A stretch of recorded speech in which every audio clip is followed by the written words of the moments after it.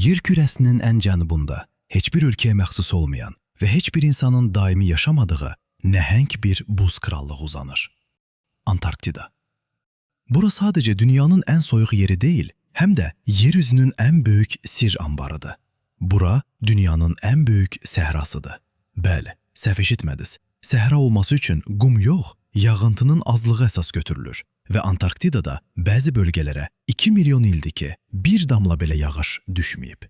Lakin bu quraqlığın altında yer kürəsindəki bütün şirin su ehtiyatının 70%-i donmuş halda gizlənir.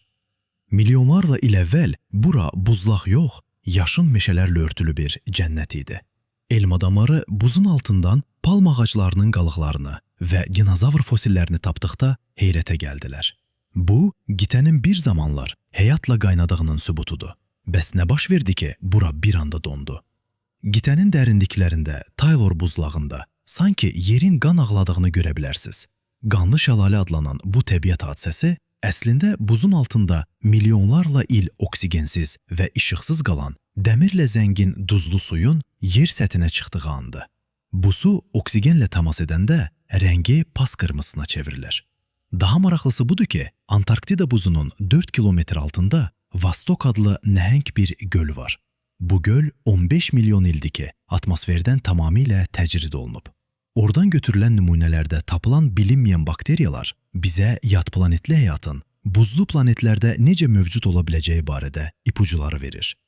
Bugün Antarktida həm də dünyanın ən böyük meteorit anbarıdır. Kosmosdan gələn hər hansı bir qaya parçası bu bəyaz sonsuzluqda illərlə mükəmməl şəkildə qorunur. Marsdan və Aydan qopan parçaları elm adamları məhz buradan tapıb tədqiq edirlər. Antarktida bizim üçün sadəcə uzaq bir qitə deyil, o planetimizin keçmişini donduran bir zaman maşınıdır. Əgər bir gün bu buzlar tamamilə ərisə, okeanların səviyyəsi 60 metr yüksələcək və bildiyimiz dünya xəritəsi yox olacaq. Antarktida həm qoruyucumuz, həm də ən böyük qorxumuzdur.